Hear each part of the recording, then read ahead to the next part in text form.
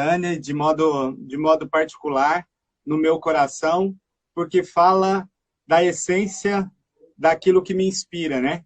Sobretudo. Então, eu sou o Padre Vicente e hoje, à frente da comunidade Betânia, assim, uma relação muito próxima do Padre Léo, porque conheci o Padre Léo desde jovem seminarista ainda, né?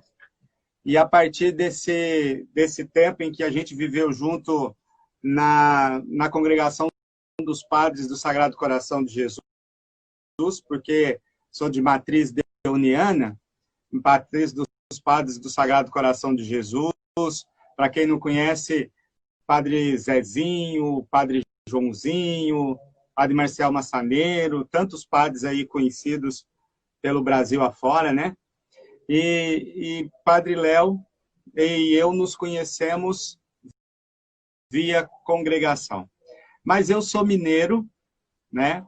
Natural de Lavras, Minas Gerais, ali no sul, sudeste de Minas, e fui para o seminário aos 17 anos, 16, 17 anos, assim que terminei o ensino médio, e tinha até passado no vestibular, mas na caminhada vocacional que eu fiz, decidi, larguei a faculdade e fui para o seminário.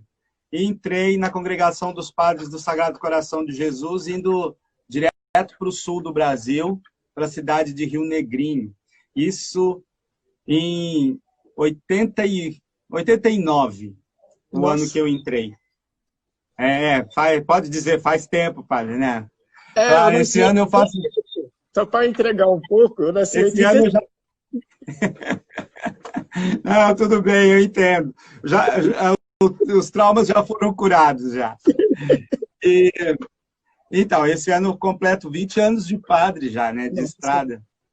Mas, e aí entrei no seminário, seminário do Sagrado Coração de Jesus, lá em Rio Negrinho. Como a minha paróquia era deoniana, os padres acabaram me puxando para os deonianos, mesmo tendo muitas vezes um coração franciscano, mas acabei vindo para o Sagrado Coração de Jesus. E esse ano foi um ano muito especial para mim, porque eu tive um ano assim de discernimento muito bonito, junto dos padres do Sagrado Coração de Jesus e junto do coração de Jesus mesmo, né? De tal forma que quando eu entrei no seminário, isso é muito, muito gratificante lembrar, eu fui do seminário decidido já a ser padre, com a data de ordenação marcada, eu sabia que ia me ordenar em 8 de dezembro, só não sabia o ano, mas sabia que ia ser nessa data, porque tinha passado por uma experiência bem bonita do coração de Jesus e do Imaculado Coração de Maria. Então, essa experiência de entrar no Sagrado Coração de Jesus, né, na congregação dos padres do Sagrado Coração de Jesus, aliado a várias outras na minha infância, lá em Lavras, na paróquia, ligada aos padres do Coração de Jesus, sempre marcou a minha vida, assim, né? Então, foram anos muito felizes, assim, sobretudo de seminário no início, onde essa experiência do Coração de Jesus foi cada vez mais se solidificando e se tornando parte, né, da minha vida, de tal forma que em 6 meses no seminário eu tinha certeza que era o meu lugar mesmo. Sabe quando você calça o sapato e o sapato Sim. cai justinho, não está nem largo nem apertado, é o seu número e você fica confortável? Para assim, numa imagem bem, para todo mundo entender, é assim que eu defino vocação. Vocação é você, no seu estado de vida, encontrar o seu sapato, sabe? Aquele que ajusta aos seus pés, assim. Então, assim eu me senti. E daí por diante foi uma caminhada. Então, eu fiz um ano de propedêutico lá em Santa Catarina, na cidade de Rio Negrinho. Depois fiz noviciado em Jaraguá do Sul, Santa Catarina, também. Aí fiz estágio como noviço do Sagrado Coração de Jesus. Fui para filosofia. E lá na filosofia, isso no ano de 92, eu estreitei o laço com o Padre Léo, porque eu, né, me encontrei algumas vezes com ele na congregação, mas nunca tinha morado junto. E aí, no ano de 92, eu, terminando o noviciado, fui para a filosofia e lá estreitei mais os laços, porque me tornei aluno do Padre Léo, né? O Padre Léo lecionava cultura religiosa na faculdade de filosofia e ali começou a travar um pouco o conhecimento, né? O Léo já era padre novo naquela época ali, aí começou, chamava bastante a atenção da gente, tanto como professor como padre, e aí em pouco tempo eu fui admirando o Padre Léo pela capacidade de comunicação, pela proximidade conosco, muito próximo na época, dos religiosos de votos temporários, né? Como era o nosso caso. E aí, nessa turma, tem ali gente conhecida, tem, por exemplo, o Padre Lúcio, que hoje é vice-moderador de Betânia, tem o Padre Fábio de Mello, que na época era deuniano também, e estava conosco lá. Então, a gente tinha uma turma bem amiga, bem próxima, e que era próxima do Padre Léo. O Padre Léo teve sempre esse dom de congregar, né, de unir. Pois bem, aí fiz a filosofia, foram 3 anos. Em 95, o Padre Léo já trabalhava no Colégio São Luís, e conversando com os meus superiores, ele pediu que eu fosse trabalhar com ele no Colégio São Luís, eu e um outro frade, e montar uma comunidade nesse colégio. Nesse ano de 95, eu fui trabalhar com ele. Nesse ano de 95, nasceu Betânia, e aí o Padre Léo já me colocou para estar junto. Eu vi o nascedouro de Betânia, os 2 primeiros filhos de Betânia saíram de um retiro espiritual que eu fui pregar numa cidade de Tuporanga, juntamente com mais 3 jovens. Eu, jovem religioso, e mais 3 jovens fomos pregar um retiro da renovação, e desse retiro saíram os 2 primeiros filhos de Betânia. E então os laços foram estreitando, e cada vez mais Deus foi costurando, né? A linha e a agulha do Espírito foi trabalhando, e a gente foi costurando essa tapeçaria bonita aí, que hoje me emociona muito lembrar. E aí, a partir de 95, eu fiquei com o Padre Léo, morando nesse colégio e vendo o nascedouro de Betânia, 95 e 96. Aí eu parti para teologia e comecei vinha nas férias, ficava um pouco, gostava, né? E o Padre Léo sempre muito próximo. Aí me estreitei também na família do Padre Léo, né? Tanto que os pais do Padre Léo foram meus padrinhos de ordenação. E assim a gente foi estreitando. Aí fiquei padre em 2000. Padre Léo ali foi quem me vestiu sacerdote, foi quem pregou a minha primeira missa. E depois disso eu voltei. Foi no dia 8? 8 de dezembro, conforme combinado. Aliás, eu até falo um pouco sobre isso no livro, contando a história do meu encontro assim com a espiritualidade do coração de Jesus mesmo. Eu falo que a primeira, eu só tive crise até descobrir isso, que era o meu lugar, o meu sapato. Depois foram 6 meses, eu fui de férias, voltei e me resolvi, não, é aqui mesmo.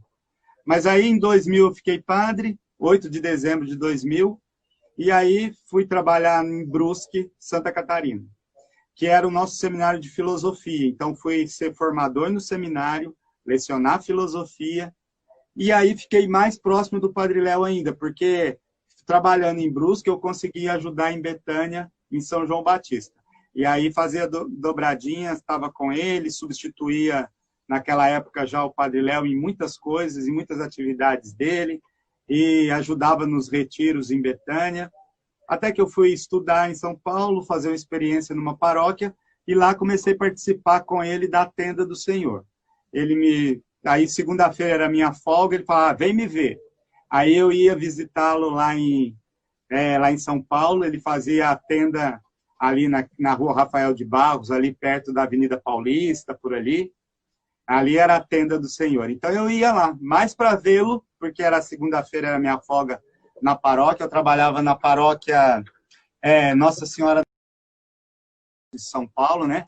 Uma paróquia muito bonita, muitos amigos lá na Candelária, na paróquia de Candelária, e aí eu ia, praticamente toda segunda-feira eu estava com o Padre Léo, e ele sempre falando, vem para Betânia, vem definitivo, está na hora de vir. Aí eu terminei o estudo que eu comecei, e aí discerni.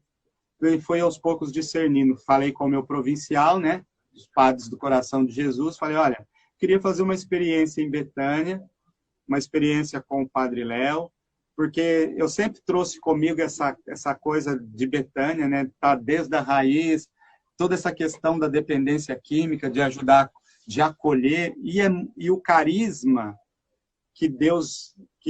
para o qual Deus me chamou, e que é o Coração de Jesus, da onde brotou Betânia também, né? Porque esse livro também fala sobre isso, fala desse amor presente em Betânia, desse amor que se faz acolhimento, desse amor acolhedor, é a síntese. E aí eu fui dizendo para ele que eu queria fazer uma experiência concreta de reparação ao Coração de Jesus em Betânia com o Padre Léo.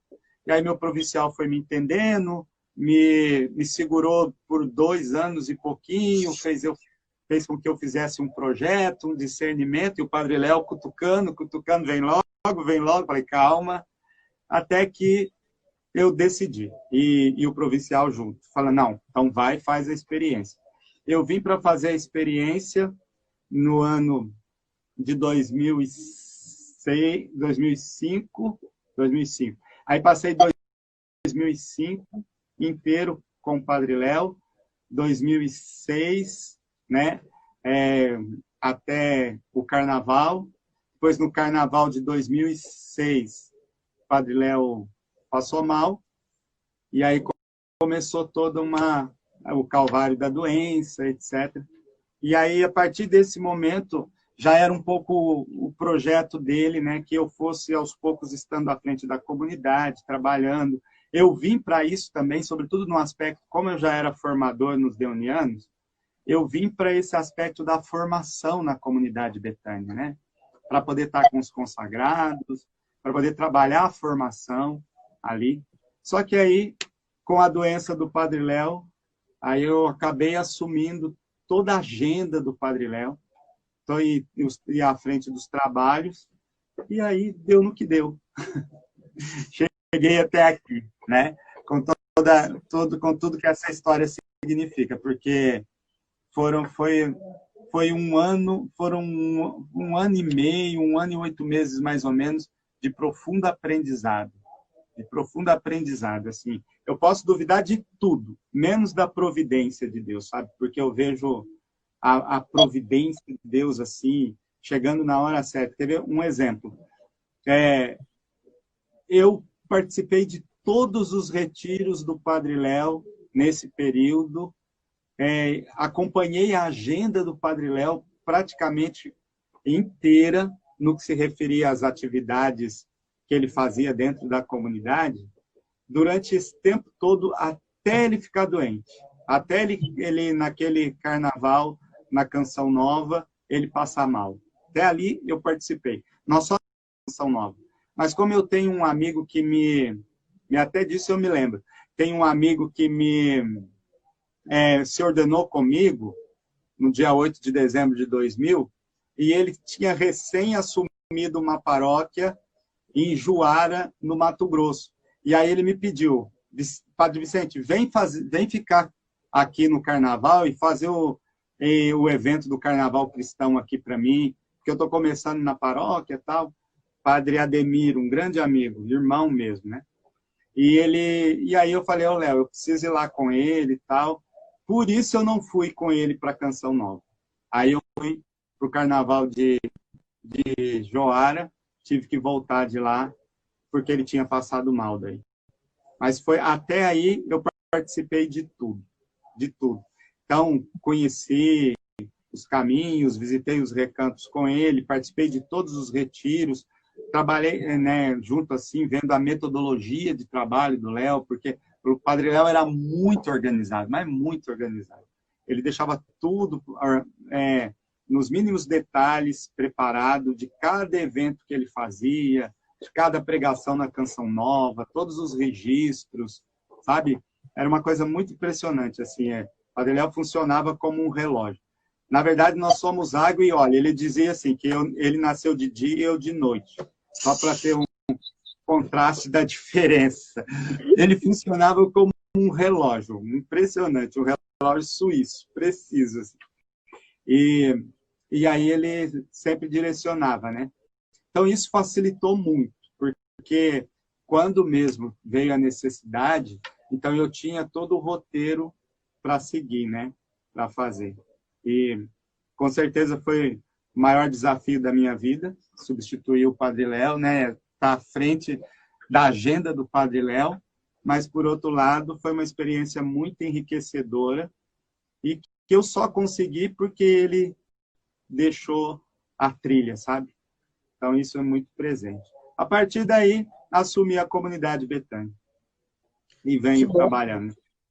Que bom. Esse assumir significa, assim, estar à frente mesmo de todos os projetos, porque aí, você ter um exemplo, assim, coisas que o pessoal não sabe e que no livro Coisas do Coração isso se materializa para mim, sabe? Essa confiança plena num Deus que conduz a nossa vida. Porque o coração de Jesus nos impulsiona a viver uma dinâmica de entrega total nas mãos de Deus, de abandono nas mãos de Deus. Com isso, já estou até falando do livro. De abandono nas mãos de Deus. Porque foi isso que Jesus fez, né? O que o coração de Jesus fez? A carta aos Hebreus diz assim, Hebreus 10:10. Eis que venho, ó Pai, para fazer a tua vontade. Quando entrou no mundo, disse, eis que venho, ó Pai, para fazer a tua vontade. E daí por diante, o que Jesus fez, e com certeza aprendeu de Nossa Senhora, né, que diz, eis aqui a serva do Senhor, faça-se em mim segundo a tua palavra, a tua vontade, teu desejo, assim também Jesus, né? Jesus viveu da sociedade em geral, os projetos humanos, diante dos projetos humanos, ele tinha um pleno discernimento, porque ele queria, em primeiro lugar, a vontade de Deus. Isso se expressa de forma bem bonita, bem profunda, marcante até no Getsemane, né? Onde ele podia ter, não, vamos tentar outro caminho, esse tem muita dor, eu não vou fazer, estou aqui suando sangue, já antevi tudo que eu vou passar, todo o peso dos nossos pecados, ele que assumiu em tudo a condição humana, e ele diz, Pai, se for possível, afasta de mim esse cálice. Contudo, não se faça o que eu quero, mas o que tu queres. E o Pai não afastou o cálice, e ele foi até o fim, com morte de cruz. Então, é por isso que a gente diz, Jesus não foi crucificado, ele deixou-se crucificar, porque ele livremente decidiu pela vontade de Deus, mesmo sofrendo as consequências, a consequência maior, a cruz, né? Então, a essência do coração de Jesus. Quando eu penso nessa minha história, nessa minha trajetória, o que eu mais busquei na espiritualidade do coração de Jesus foi a graça do abandono. Por isso eu até escrevi um texto chamado Terço do Abandono, onde eu procuro contemplar essa verdade, sabe? Esse coração de Jesus que se entrega totalmente à vontade de Deus e vai por amor até o fim, né? E eu vejo isso muito presente nesse tempo, assim, é a tua vontade, eis-me aqui, né? Não era o que eu queria, não é o que eu tinha planejado, não é o que eu tinha sonhado, mas eis-me aqui. Vou dar um exemplo bem concreto para você e o pessoal que nos acompanha, né? O pessoal, quando eu falo isso, o pessoal fica impressionado, mas é verdade. Quer ver? Eu nunca tinha ido a uma pregação do Padre Léo na Canção Nova. Sempre tive vontade de ir com o Léo um dia ver o Léo pregando no Rincão. mas nunca dava certo, por causa das atividades de padre, e ser no domingo, os compromissos, e para sair eram, né, complicado. Então, eu nunca tinha participado de uma pregação do Padre Léo na Canção Nova, a não ser a última. Foi a única vez que eu vi o Léo pregar na Canção Nova, na última, né?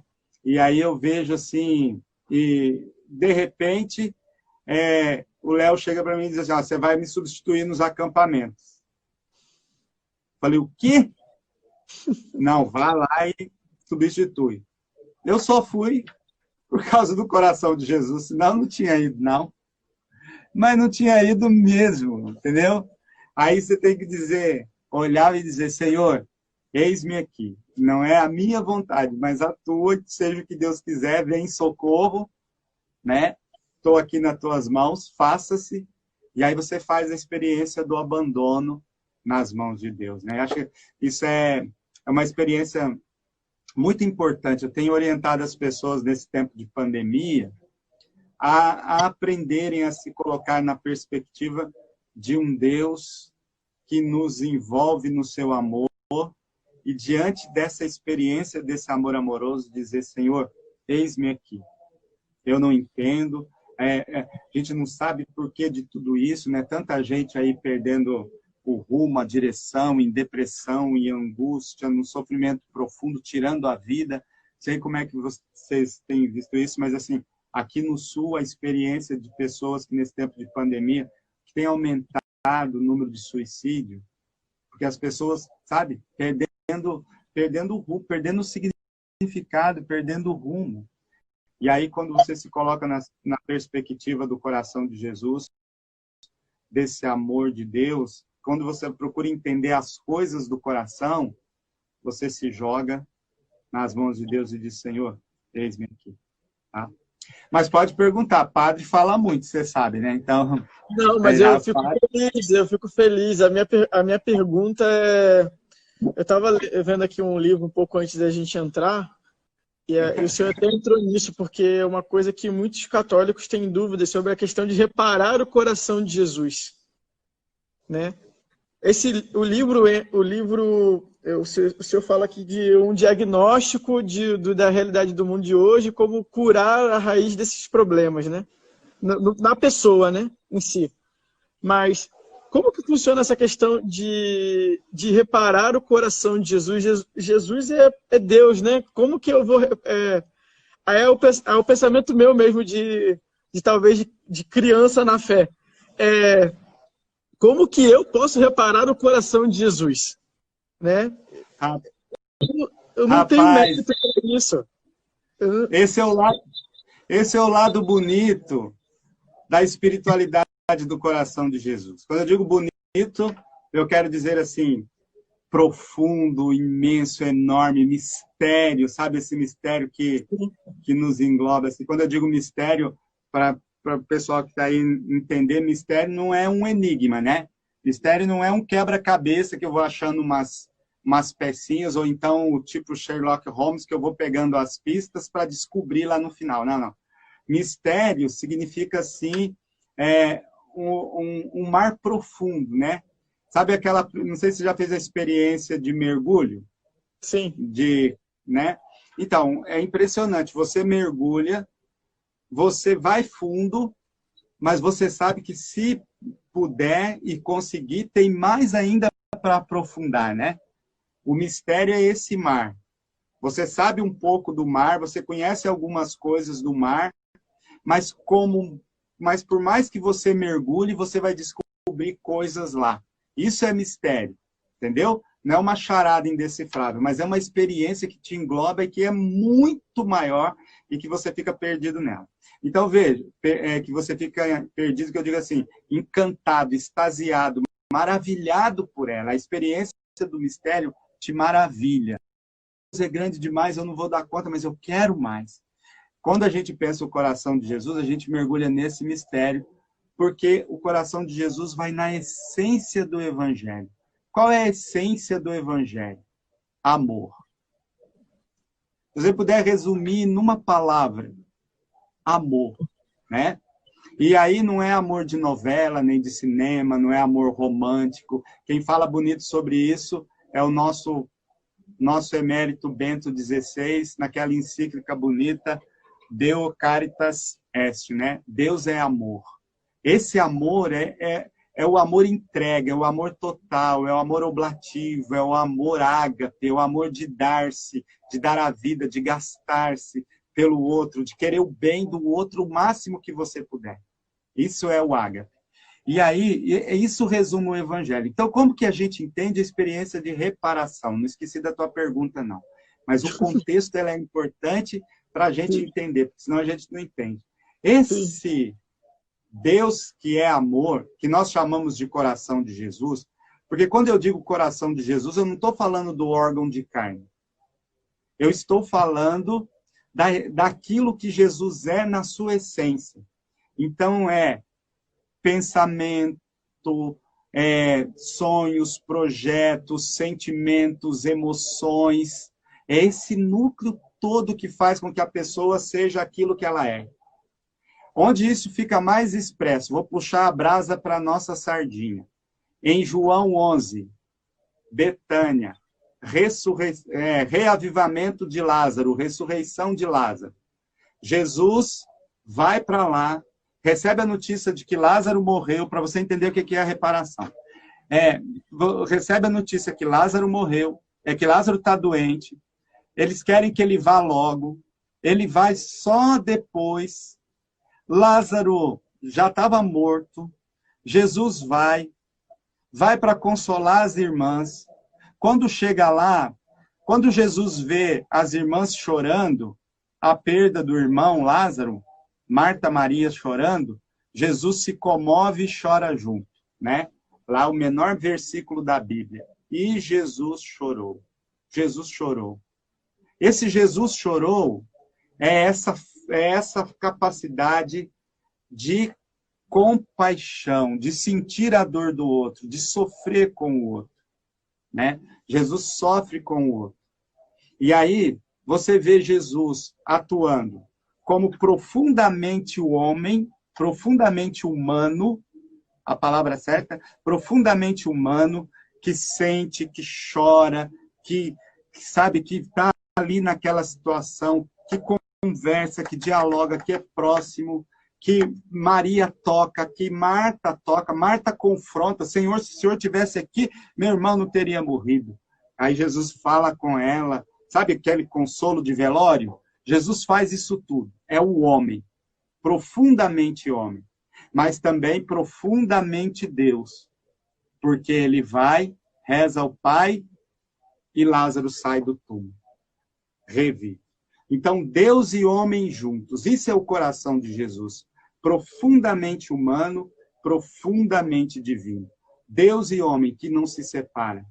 Só que o amor humano, ele tem por característica sofrer. Sim. Não existe amor sem sofrimento. Não existe amor sem dor. Não existe amor sem que a gente não sofra pelo outro. Por isso, a essência do sentimento mais profundo do coração de Jesus é compaixão. O que é compaixão? Pathos, em grego, é sofrer. Então, é com mesmo. Do lado do outro, junto. Então, compaixão é sofrer com o outro. Sofrer a dor do outro. Sentir a dor do outro. Quem ama, sente o outro. Sente a dor do outro. Aprende a se colocar no lugar do outro. Foi isso que Jesus fez. Ele se colocou no nosso lugar. Ele, sendo justo, morreu pelos pecadores. Ele assumiu nossas dores, carregou nossas iniquidades e nos curou nas suas próprias chagas, diz Isaías. Então, o que é a reparação? Reparação é aquele movimento em que nós, homens e mulheres, que fazemos uma experiência do amor de Deus, contemplamos Jesus padecendo, sofrendo a dor do amor e buscamos reparar. Santa Margarida Maria falava consolar esse coração que sofre através de atos, atitudes, gestos, doação, caridade, entrega, a sua própria compaixão pela dor do outro que sofre. Aquilo que o Papa Francisco diz hoje, que é muito reparador, de você tocar a carne do Cristo que sofre. Porque em cada irmão que sofre, por qualquer que sejam as consequências, por qualquer que seja, aliás, as razões, e quais forem as consequências, Jesus sofre neles. Certo? Então, por exemplo, Mateus 25 fica evidenciado. No cego, no coxo aleijado, preso, doente, eu estou neles. O que fizeres ao menor dos meus irmãos é a mim que fizeres. Cada vez que fizeres a esse menor, a esse que precisa, é a mim que fazes. Então, a reparação é você na sua pequenez, mesmo na sua pequenez, na sua fraqueza, nos seus pecados, aí entra uma palavra importante na espiritualidade do coração, se oferecer, o nosso Senhor continua sofrendo. Vou dar um exemplo bem concreto relacionado ao pecado. Às vezes as mães dos meus filhos e filhas de Betânia param para perguntar. Algumas vezes eu fui cobrado nisso. Padre, onde está Deus? Meu filho sofrendo tanto, fazendo a família sofrer tanto, aí está lá no chão, naquela Cracolândia, na rua, naquele lugar. Onde está Deus que não vê o sofrimento desse filho e não vê o sofrimento dessa mãe? Onde está Deus? Né? O Salmo diz o insensato no seu próprio coração. Deus não existe. Né? Deus não existe. Onde está Deus diante? É o grande problema da dor do mal no mundo. Onde está Deus? Sabe aonde Deus está quando a gente pensa no coração de Jesus? Deus está ali. Do lado. Junto. Do lado. Vamos usar essa imagem. Do lado. Um filho sentado debaixo de uma ponte, numa Cracolândia da vida. Jesus está ali do lado dele, sofrendo junto, sentindo a dor dele, e sem sair do lado dele. Ele, pecador, ali na lama do pecado, Jesus está ali, sofrendo com ele, e esperando uma oportunidade, para que se esse filho abrir as portas, e aí Apocalipse 3, eis que estou à porta e bato. Quando eu bater, se você abrir, eu entrarei, sentaremos juntos, cearemos juntos, e eu farei ali no seu coração a minha morada. Então, o que é a reparação? A reparação é a experiência que eu faço de um amor tão grande, tão profundo. Eu contemplo o amor do coração de Jesus. Em Betânia a gente diz, eu contemplo o lado aberto de Cristo. Sabe aquele momento de João 34, onde o lanceiro rasga o coração de Cristo e ali sai sangue e água? E desse coração nasce a igreja, os sacramentos, dizem os santos padres, vem o Espírito que nos é dado para a nossa regeneração, para o nosso batismo, para a nossa renovação. Desse coração nasce a vida nova. Então eu contemplo no coração essa possibilidade de vida nova e eu vou ao encontro para tentar sanar, curar, consolar, reparar as feridas desse coração. O coração é o homem todo, é o próprio Jesus que sofre ali na dor do homem, na dor humana. Por quê? Porque ele se solidarizou de tal forma com cada homem, cada mulher que vem a esse mundo, que não dá para separar esse homem e essa mulher da pessoa de Jesus, mesmo que eles não tenham consciência disso, entendeu? Então a reparação é esse movimento. Você faz isso de diversas maneiras. No tempo de Santa Margarida Maria, além, algumas devoções surgiram em vista da consolação. Por exemplo, as 9 primeiras sextas-feiras, a primeira sexta-feira do mês, a hora santa reparadora, né? Muitas congregações nasceram para reparar o coração de Jesus, o sofrimento do Cristo que sofre na dor do mundo, na dor dos irmãos. Muitas congregações nasceram para reparar as consequências do pecado. No capítulo 2 desse livro, você começou a citar, é um capítulo que eu gostei muito de fazer, porque, de fato, a ideia é, eu usei essa imagem, né, do doente que precisa de remédio. O doente sou eu, o doente somos todos os pecadores, o doente é a própria sociedade. Por quê? Porque a causa de todos os males do mundo, e a espiritualidade e o coração de Jesus me dá uma chave de leitura para eu ler essa realidade, a causa de todos os males do mundo se concentra numa única razão: a recusa do coração humano em acolher o amor incondicional de Deus por nós. Porque se eu acolho esse amor incondicional de Deus por mim, algo muda dentro de mim. E muda de dentro para fora. Por quê? Porque nada muda fora de nós se não mudar primeiro dentro de nós. E aí esse amor transforma. Então, a causa de todos os males é essa recusa. Por que tem essa recusa? Se você faz o diagnóstico, você vai ali na sociedade e você percebe as consequências dessa recusa. Em última instância, a recusa é o próprio pecado, né? O que é o pecado, senão a grande recusa consciente que você faz de não permitir que Deus seja Deus na sua vida, de não permitir que o amor de Deus seja a luz que ilumina a sua vida. Eu falava isso na missa ontem, rezando numa missa votiva a São Miguel. Então, quem como Deus, você fazer essa experiência que há um amor incondicional de Deus, esse marzão, aí, esse mistério, que você mergulha nele e sai transformado, sai diferente. E faz querendo um esforço de mundo novo, um esforço de querer ser melhor. Então, nesse capítulo lá, no capítulo 2, eu trabalho exatamente isso. A causa dos males do mundo, na recusa do amor de Deus, e a necessidade depois de uma cura lá na raiz, né? Eu uso essa expressão da cura na raiz. O que é a cura na raiz?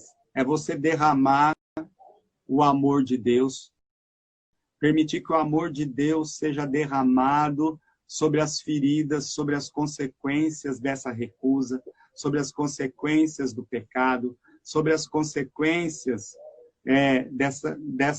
desse afastamento do homem em relação a Deus, né?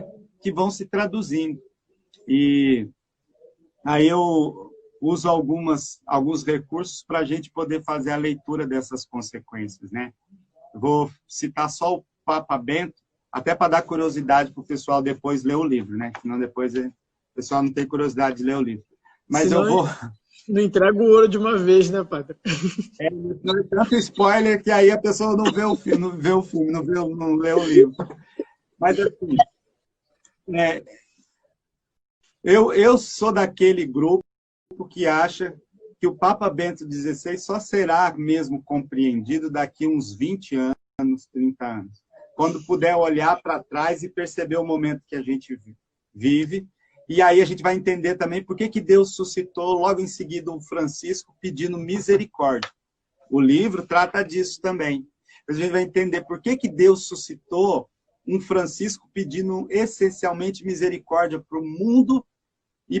E não é só o nosso mundo enquanto ser humano, mas o mundo criado, para todo criado, que precisa ser banhado na misericórdia de Deus, porque as consequências do pecado chegaram às raias da destruição da própria natureza.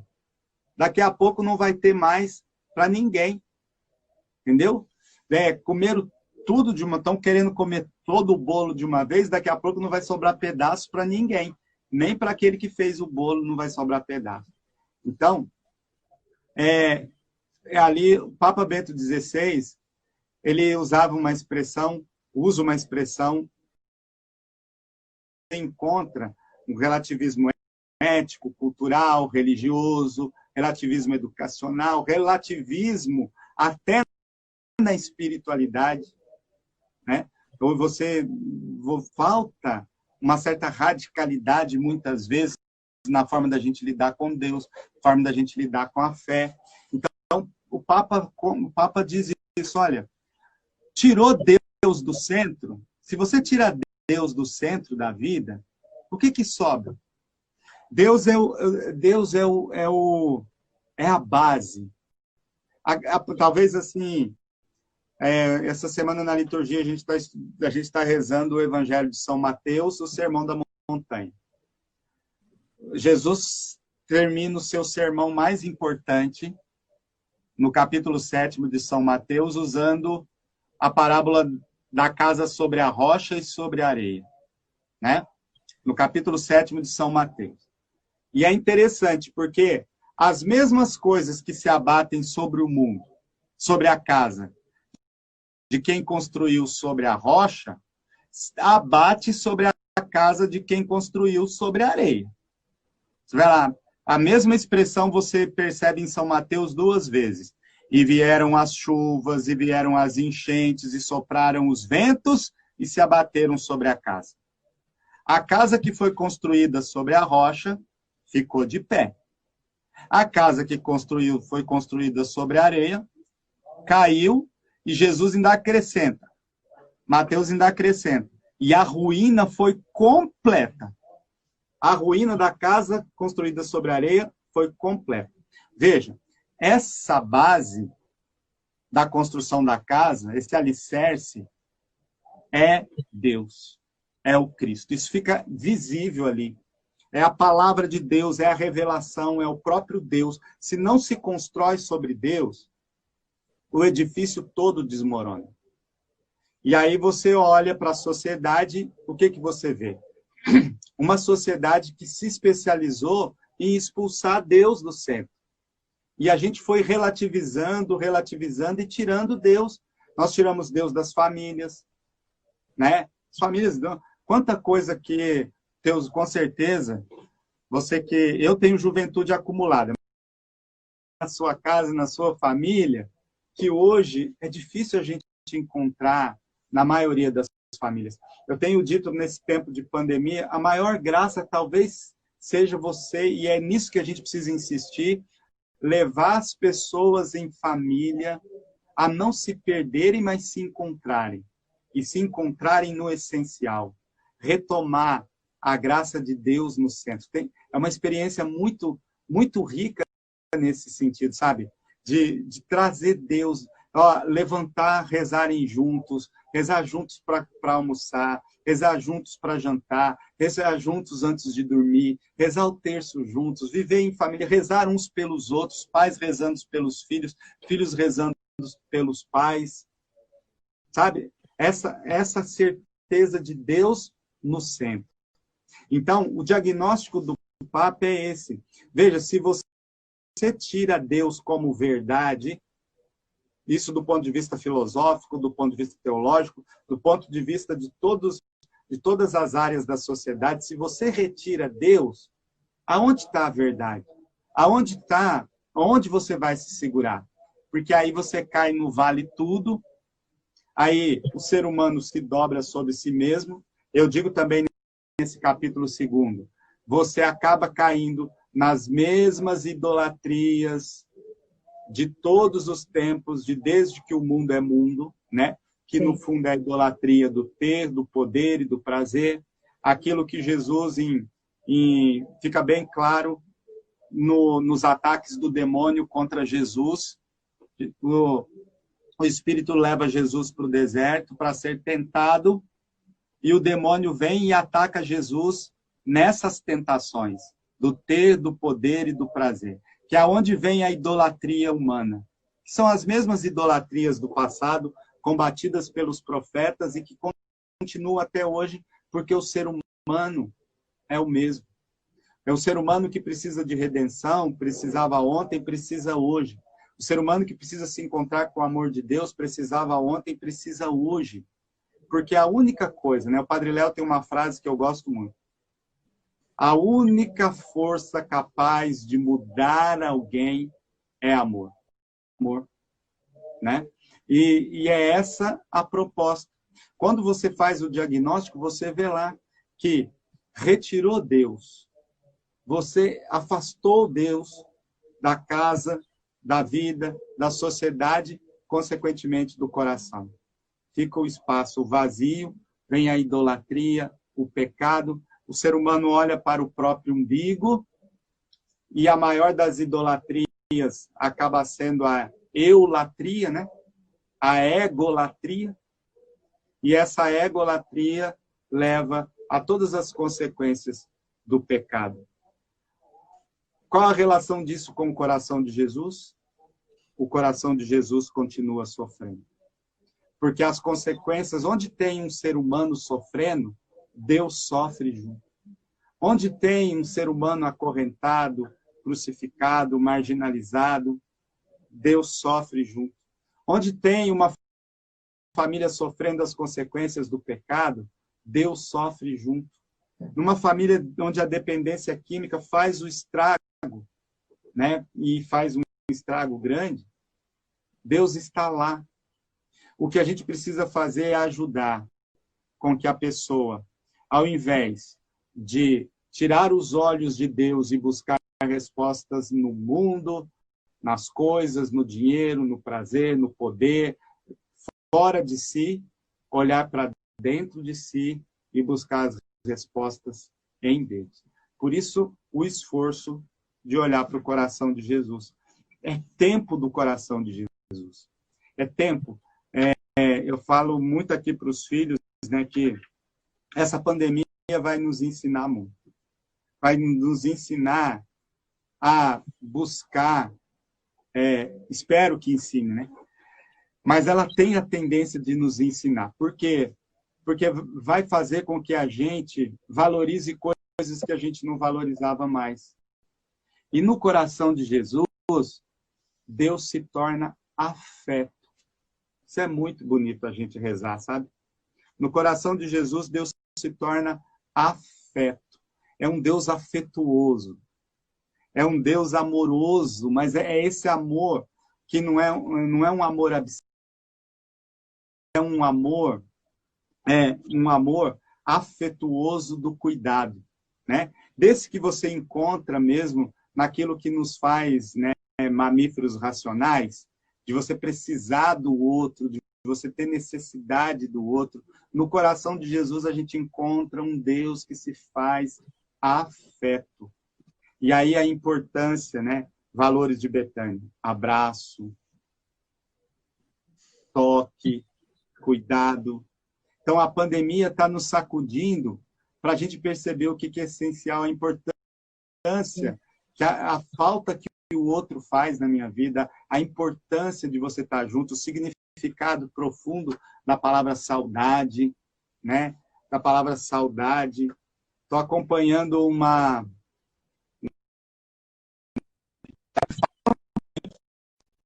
Se quiser perguntar, interrompa.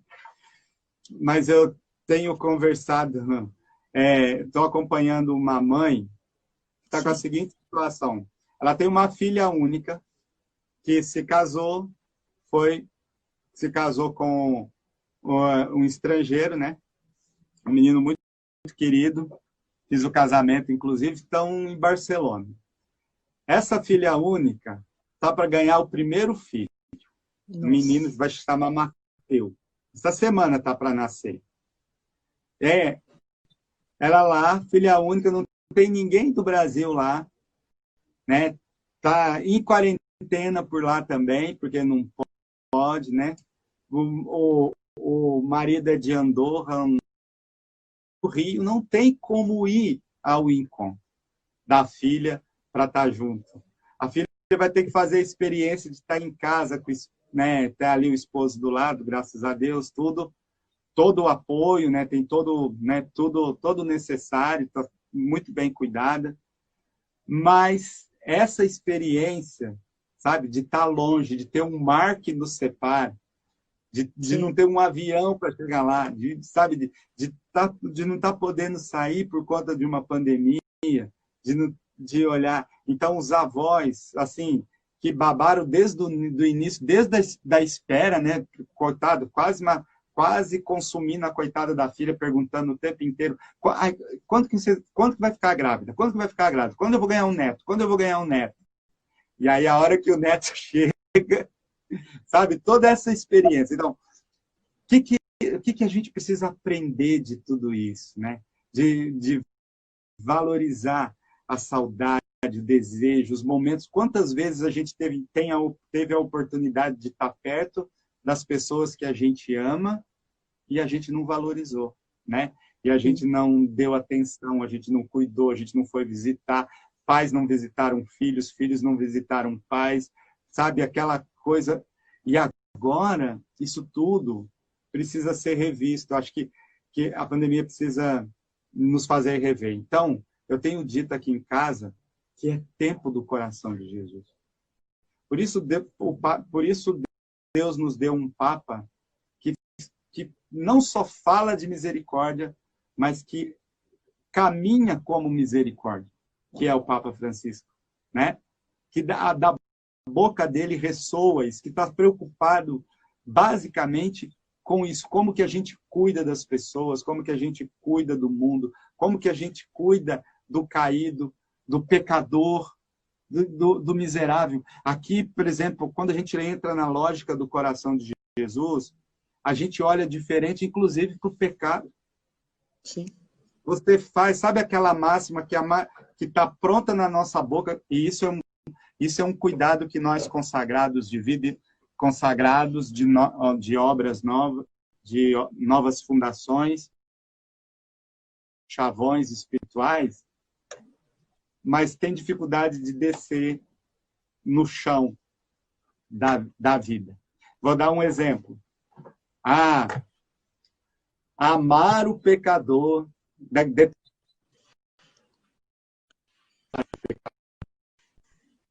Como é, aí você faz assim. Aí a teoria fala uma coisa. Mas aí quando você pergunta como que o coração de Jesus amava o pecador? Porque agora é critério. Porque sim, quando você se dispõe a fazer reparação, a referência é o próprio Jesus, porque ele é o reparador por excelência. Ele é o reparador do Pai por excelência. Ele é o amor acolhedor por excelência, como a gente diz no livro Coisas do Coração. Então, como que o coração de Jesus amava o pecador?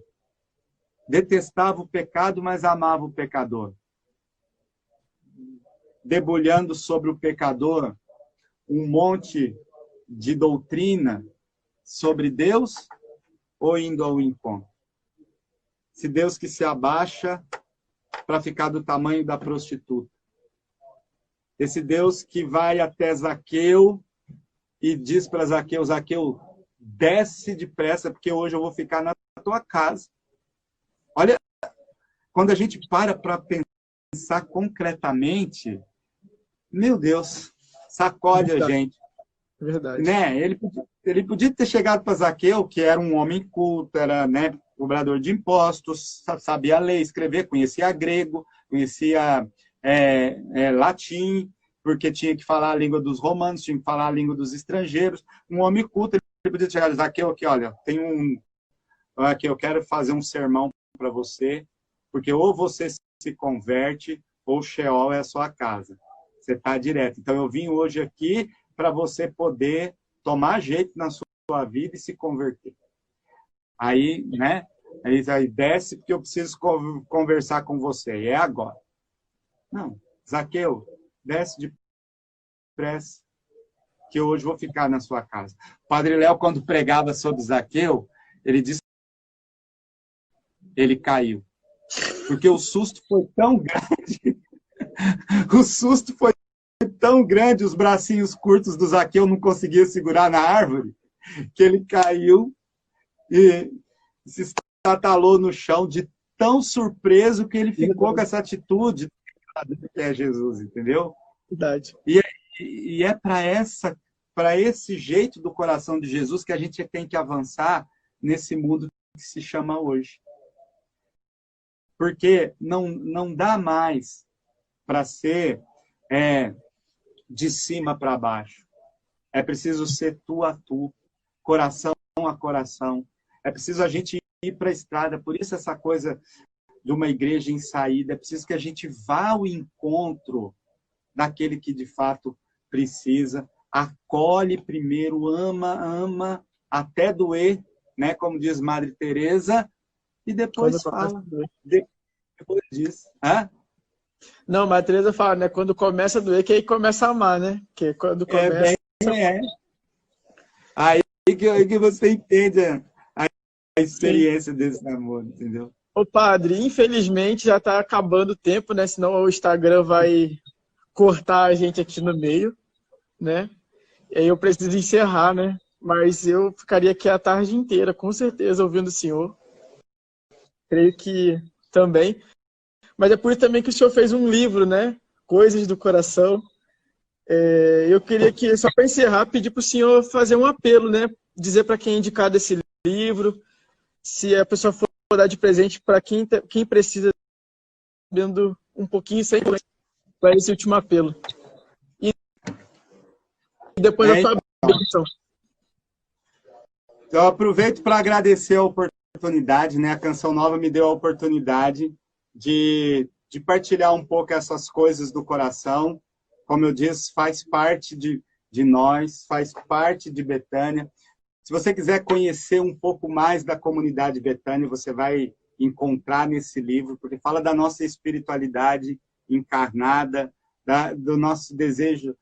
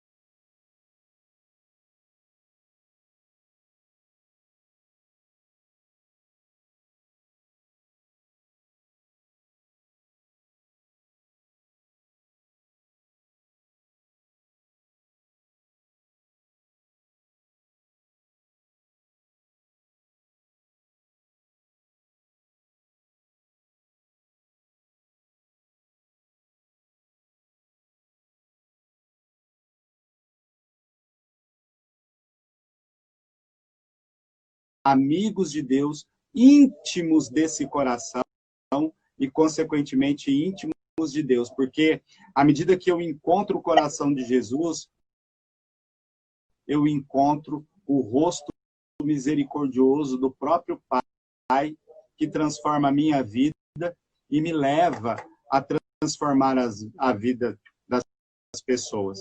Então, experiência do amor de Deus, amizade com Deus, amizade com Jesus, e a terceira coisa, amar com as mãos.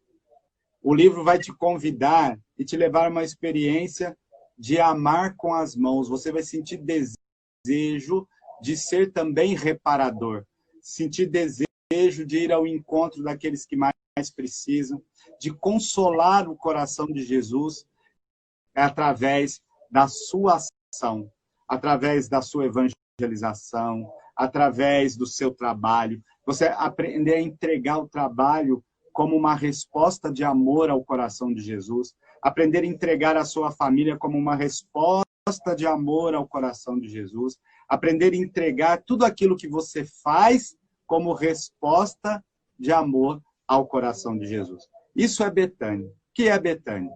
Na sua essência, amor. E no que faz, acolher. Nós somos amor acolhedor. Acolhemos a cada um que vem até nós por amor ao próprio Cristo. Porque é o próprio Cristo que vem até nós. E é essa experiência que eu convido você a fazer através das páginas do amor acolhedor. O retorno tem sido muito bonito, assim, sabe? Comunidades de irmãs, abraçados estamos, né? Então, sim, agradeço de coração pela oportunidade de partilhar com todos aí a graça desse coração que tanto ama e que da maioria só recebe ingratidão, indiferença e pecado, para lembrar o dia de hoje, dia do coração de Jesus, solenidade do coração de Jesus. Deus lhes pague. Amém. Nós também estamos muito felizes. A sua bênção, Padre, agora, né, para abençoar essa live, para abençoar as pessoas que... Pode deixar. Faço questão, sim, e que nesse dia do coração de Jesus, todos, sem exceção, possam experimentar que Deus nos ama. Somos amados num amor eterno. Tome posse dessa graça. Eis a cruz do Senhor, presenças inimigas fugir. Venceu o leão da tribo de Judá. Aleluia. O Senhor Jesus Cristo esteja à frente para guiar, atrás para guardar, ao lado para acompanhar, acima para iluminar, dentro para conservar, abaixo para sustentar. Que lhes dê a sua graça e a sua paz. Que pela intercessão da bem-aventurada Virgem Maria, Mãe de Deus, nossa Mãe, Senhora de Aparecida, os arcanjos Miguel, Gabriel, Rafael, e também do servo de Deus, Padre Léo de Betânia. Desça sobre você a bênção desse Deus que é Pai, Filho e Espírito Santo. Amém. Como a gente reza em Betânia, Jesus manso e humilde de coração.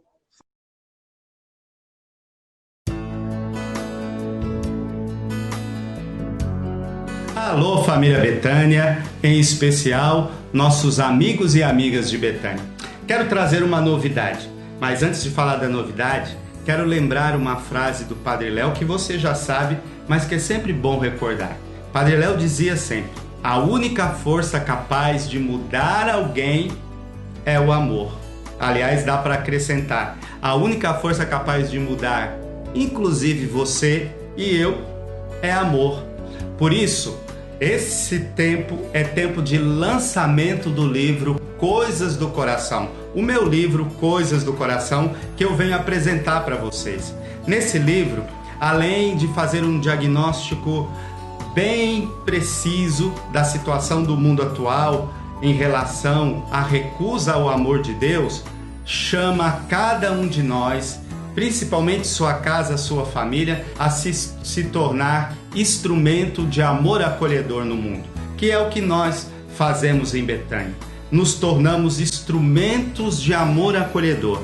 Por quê? Porque experienciamos profundamente o amor incondicional, misericordioso de Deus por nós e queremos transbordar esse amor em reparação ao coração de Jesus através do nosso acolhimento. Por isso acolhemos a cada um que vem até nós como o próprio Cristo, porque olhamos para o coração de Jesus, colocamos o ouvido junto do coração de Jesus, deixamos que o nosso coração bata no compasso do coração de Jesus e nos tornemos instrumentos de misericórdia e amor acolhedor nesse mundo que precisa tanto. Por isso o convite é esse: adquira o livro Coisas do Coração, para que você possa cada vez mais viver Betânia conosco e para que você possa ser amor acolhedor no mundo que precisa tanto. Ah, um detalhe: os primeiros que adquirirem o livro já receberão o livro com o autógrafo do Padre Vicente, que é esse que vos fala, para que você não esqueça, tá bom? Então a dica é essa: livro Coisas do Coração. Você estará ajudando a comunidade Betânia e, mais principalmente, você estará mergulhando no carisma e na espiritualidade de Betânia.